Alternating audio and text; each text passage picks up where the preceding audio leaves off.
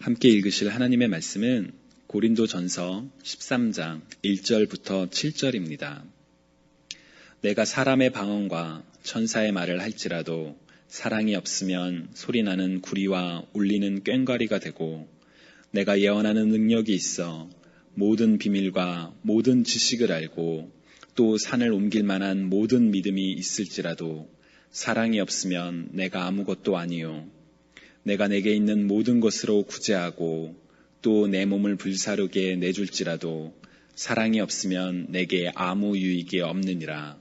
사랑은 오래 참고 사랑은 온유하며 시기하지 아니하며 사랑은 자랑하지 아니하며 교만하지 아니하며 무례히 행하지 아니하며 자기의 유익을 구하지 아니하며 성내지 아니하며 악한 것을 생각하지 아니하며 불의를 기뻐하지 아니하며 진리와 함께 기뻐하고 모든 것을 참으며 모든 것을 믿으며 모든 것을 바라며 모든 것을 견디느니라.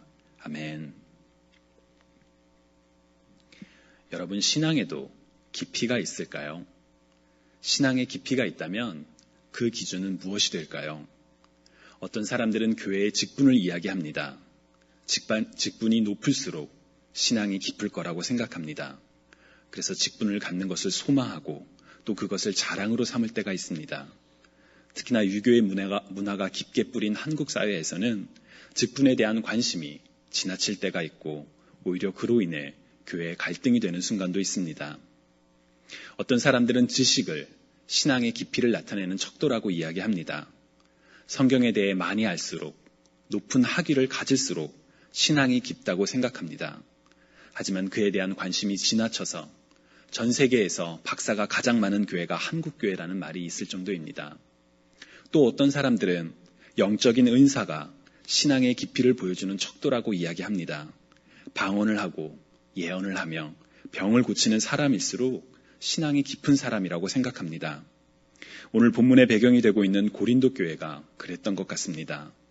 영적인 은사를 강조하고 또 그것을 자랑하는 모습, 곧 영적인 엘리트주의가 너무나 지나쳐서 문제가 될 정도였다고 합니다. 교회에서의 직분이나 성경에 대한 지식이나 그리고 영적인 은사 모두 신앙의 깊이를 보여주는 척도가 될 수도 있습니다. 우리는 직분이 높을수록 성경에 대해 많이 알수록 영적인 은사가 있을수록 참 그리스도인이라고 생각할 수도 있습니다. 하지만 오늘 본문에서 바울은 그 어떤 것보다도 사랑을 이야기합니다.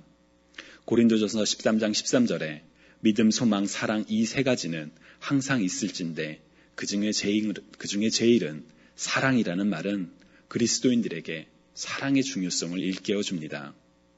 여러분, 우리는 그리스도인으로서 어떠한 사랑을 하고 계시는지요? 한때 내려놓음이라는 책이 그리고 그 말이 한국교회에서 크게 유행을 한 적이 있습니다. 저자가 의도했던 내려놓음은 나를 비우고 하나님으로 채우는 삶의 결단을 의미하지만 실제로 교회에서 내려놓음이라는 말은 여러 가지 목적과 의미로 사용되곤 했습니다.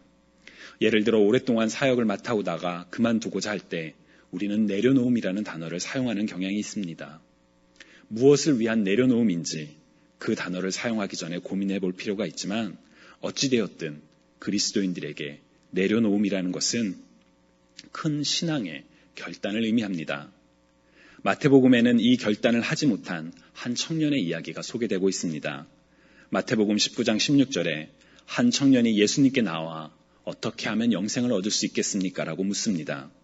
예수님께서는 몇 가지 계명을 말씀하시며 그것들을 지키라고 답하셨습니다. 그 모든 계명을 다 지켜왔다는 청년의 말에 예수님은 그를 사랑하사 내가 온전하고자 할진대 내 소유를 팔아 가난한 자들에게 주라. 그리하면 하늘에서 보화가 내게 있으리라. 그리고 와서 나를 따르라고 말씀하셨습니다. 자신이 가진 것을 모두 내려놓으라는, 자신이 가진 재화와 그리고 자신의 삶을 내려놓으라는 그 말에, 포기하라는 그 말에 청년은 근심하며 예수님을 떠났다고 성경은 기록하고 있습니다. 그리고 우리는 이 이야기를 통해 가진 것을 다 포기하는 것, 곧 내려놓는 것이 그리스도인으로서 필요한 덕목이요 가장 큰 도전이라고 생각할 때가 있습니다. 하지만 오늘 본문 3절에서 바울은 내가 내게 있는 모든 것으로 구제하고 또 내 몸을 불사르게 내줄지라도 사랑이 없으면 내게 아무 유익이 없느니라고 이야기합니다. 자신이 가진 모든 것을 내려놓는다고 할지라도 여전히 한 가지 더 큰 도전이 있으니 그것은 내 안에 사랑이 있는지의 여부입니다. 내려놓음이 끝이 아니라 그 안에 사랑이 있어야만 비로소 진정한 그리스도인이 될 수 있다는 이야기입니다. 사랑이야말로 우리 그리스도인들이 가져야 할 덕목이며 참 그리스도인임을 보여주는 척도라고 생각합니다. 문제는 도대체 그 사랑이 도대체 무엇이냐는 것입니다. 그리스 사람들은 사랑을 4가지 종류로 구분했다고 합니다. 남녀 간의 사랑인 에로스, 부모와 자식, 곧 가족 간의 사랑인 스토르게, 그리고 우정으로서의 사랑인 필리아, 그리고 가장 헌신적이며 거룩한 사랑인 아가페가 있다고 합니다. 하지만 우리는 이런 사랑을 매 순간 기억하며 구분하며 사랑이라는 단어를 사용하지 않습니다. 사랑이라는 그 오묘하고 또 범주가 넓은 단어 하나로 그냥 이해합니다. 또한 우리가 생각하는 사랑은 문화의 영향으로 인해 특정한 형태의 사랑을 곧잘 떠올리고 합니다. 곧 남녀 간의 사랑이 많이 강조되는 경향이 있는 것이지요. 여러분은 사랑이라는 단어를 들었을 때 어떠한 이미지가 처음으로 떠오르십니까? 교회 안에서 사랑이라는 단어를 들으면 대부분 십자가의 사랑이나 하나님의 사랑을 떠올리시겠지만 우리의 일상 가운데 사랑이라는 단어를 들었을 때 떠오르는 이미지, 그것이 곧 우리가 보통 인식하고 살아가는 그리고 사용하는 사랑의 이미지입니다. 여러분, 사랑하며 살고 계십니까? 누구를 어떻게 사랑하며 살고 계십니까? 사랑이라는 단어가 워낙 쉽게 사용되다 보니 우리는 그 사랑의 무거움을 잊어버린 채 사랑한다고 이야기하고 또 사랑한다고 착각하며 살아갈 때가 있습니다. 사도 바울이 그 어떤 영적인 은사보다 중요한 것, 그 어떤 내려놓음보다 중요한 것, 그리스도인으로서 반드시 가져야 할 믿음, 소망, 사랑 중에 가장 중요한 것이라고 말한 그 사랑이 무엇인지를 잘 알지 못한 채 그냥 사랑한다고 이야기할 때가 있습니다. 여러분, 하나님을 사랑하십니까? 네, 우리는 하나님을 사랑합니다. 아니, 사랑한다고 대답해야 한다고 알고 있습니다. 주 곧 우리 하나님은 유일한 주시라. 내 마음을 다하고 목숨을 다하고 뜻을 다하고 힘을 다하여 주 너의 하나님을 사랑하는 것이 가장 크고 첫째 되는 계명이라고 하신 예수님의 말씀을 따라 우리는 하나님을 사랑해야 한다고 믿습니다. 그렇다면 정말로 하나님을 사랑하십니까? 하나님을 사랑한다는 우리의 고백이 우리의 삶에 어떠한 영향을 주고 있습니까? 삶에서 무수히 많은 선택 가운데 하나님을 사랑하기 때문에 내 선택이 어떻게 변하고 있습니까? 그것이 내 삶에 어떠한 변화를 가져오고 있습니까? 무엇보다 누구보다 하나님을 더 사랑한다는 우리의 고백이 행동이 아닌 말뿐인 고백은 아닌지요. 표현하지 않는 사랑은 사랑이 아니라는 말이 있습니다. 우리는 하나님을 향한 우리의 사랑을 우리의 삶을 통해 어떻게 표현하며 살아가고 있습니까? 예수님께서 잡히시던 날 3번이나 강하게 예수님을 알지 못한다고 부인했던 베드로가 다시 부활하신 예수님을 만났을 때 예수님께서는 여전히 3번이나 내가 나를 사랑하느냐? 라고 베드로에게 물으셨습니다. 베드로는 그렇습니다. 내가 주를 사랑합니다. 내가 주를 사랑하시는 줄 아시나이다. 라고 3번이나 답을 했습니다. 그 누구보다도 예수님을 떠나지 않겠다고 다짐했던 그가 예수님을 부인했던 과거를 떠올리며 예수님을 사랑한다고 이야기할 때 얼마나 많은 갈등과 부끄러움이 있었는지 우리는 잘 알지 못합니다. 하지만 그 과정을 통해 베드로는 주님을 향한 본인의 사랑을 다시 한번 확인했고 자신의 뜻이 아닌 하나님의 영광을 위한 삶을 살게 되었습니다. 만약 오늘 하나님께서 우리에게 내가 나를 사랑하느냐? 라고 물으신다면 여러분은 그 질문에 어떠한 마음으로 대답을 하시겠습니까?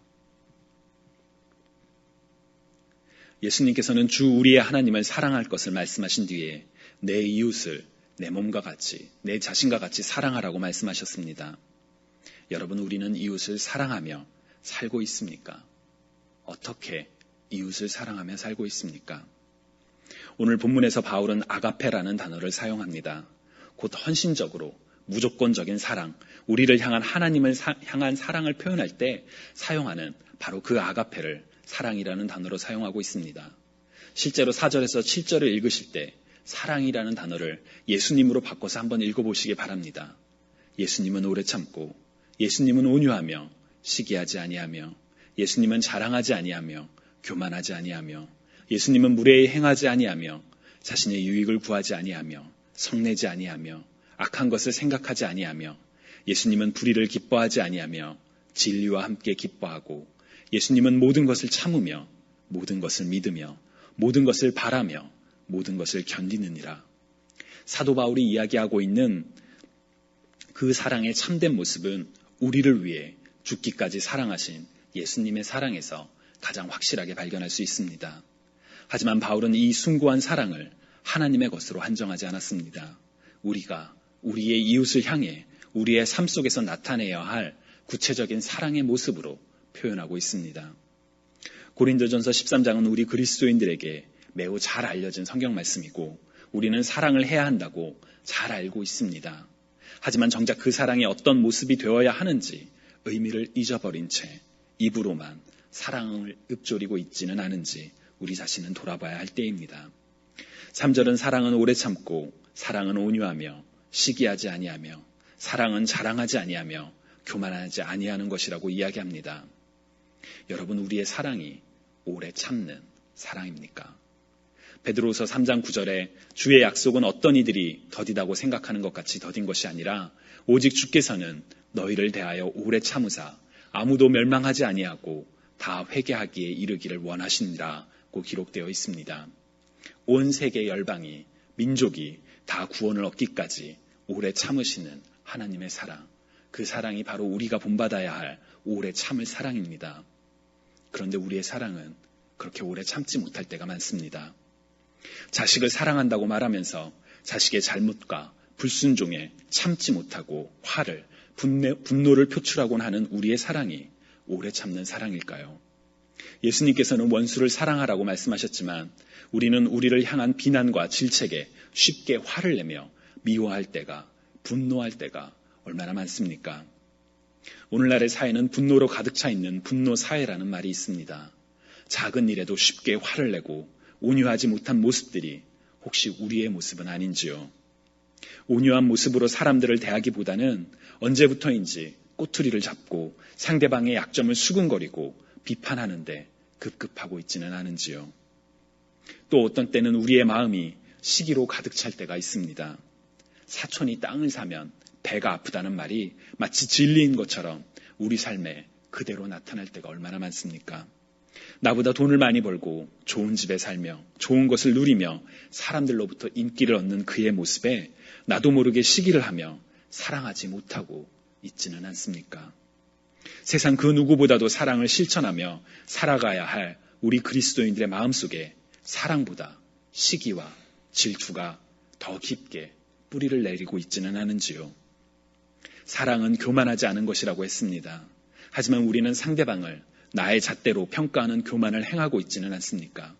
상대의 나이가 어떠하든, 상대가 어떠한 일을 하든, 교회에서 맡은 바 직분이 무엇이 되었든 간에 무례히 행하지 않아야 하는 사랑을 해야 하는 우리가 어느새 우리의 눈으로, 우리의 기준으로 그를 판단하는 교만을, 그를 무례히 대하고 있지는 않은지요? 자신의 유익을 구하지 않는 이타적인 모습이 우리의 사랑이 되어야 하지만 나의 안녕과 나의 유익이, 나의 시간이 먼저라는 이기적인 마음에 이웃과 공동체보다 나 자신을 더 위하는 삶을 살고 있지는 않은지요? 이미 다 아는 내용이라고 생각했지만 오늘 본문을 차근차근 읽으면 읽을수록 과연 내가 이 사랑을 하고 있을까라는 마음이, 질문이 우리의 마음을 무겁게 만듭니다. 우리는 그 사랑을 이미 예수 그리스도를 통해, 하나님의 은혜를 통해 받았음에도, 그리스도를 따르기로 결단했음에도, 그러한 그리스도인이 되었음에도 그 사랑을 실천하지 못하는 자신의 모습에 한없는 부끄러움마저 느낄 때가 많습니다. 우리는 정녕 사랑하며 살고 있는 것일까요? 하나님을 사랑하고 이웃을 사랑하는 그 계명을 지키는 그리스도인의 삶을 우리는 살고 있는 것일까요? 저는 이 질문이 우리의 영혼과 삶을 비추는 거울이라고 생각합니다. 거울 앞에 서기까지 우리는 우리의 겉모습이 어떠한지 알지 못합니다. 거울 앞에 서야지만 비로소 나의 모습을 보고 헝클어진 부분들을 추스리게 됩니다. 우리에게 영혼의 거울은 사랑에 대한 질문입니다. 주신 계명대로 내가 사랑하며 살고 있는지 아닌지가 그리스도인으로서의 내 신앙의 깊이를 보여주는 기준이 되며 또 참된 그리스도인으로서의 살아가는 지표가 됩니다.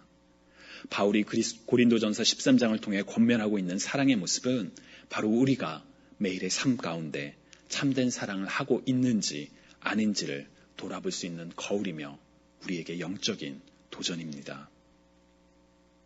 다행히 우리에게 한 가지 희망이 있다면 하나님께서는 우리에게 아직 삶을 허락하사 우리로 하여금 이 사랑을 실천할 수 있도록 기회를 주시고 계시다는 점입니다. 여러분, 오늘까지 이 사랑을 실천하지 못했다면 그 실천하지 못한 과거, 되돌릴 수 없는 과거에 붙잡히시기보다는 하나님께서 허락하신 오늘 그 사랑을 실천할 수 있기를 주님의 이름으로 축원합니다. 오늘부터라도 오래 참는 사랑, 온유한 사랑, 시기하지 않는 사랑, 자랑하지 않는 사랑, 교만하지 않는 사랑, 무례히 행하지 않는 사랑, 자기가 아닌 상대의 유익을 구하는 사랑, 화를 참으며 악한 것을 바라지 않는 사랑, 불의에 항거하며 진리에 기뻐하는 사랑, 그 사랑을 함께 실천하는 저와 여러분이 되기를 소망합니다. 하나님을 우리의 모든 것을 다해 사랑하고 이웃을 우리 자신처럼 사랑하는 그 사랑을 직접 삶 가운데 행하는 저와 여러분이 되시기를 주님의 이름으로 간절히 축원합니다.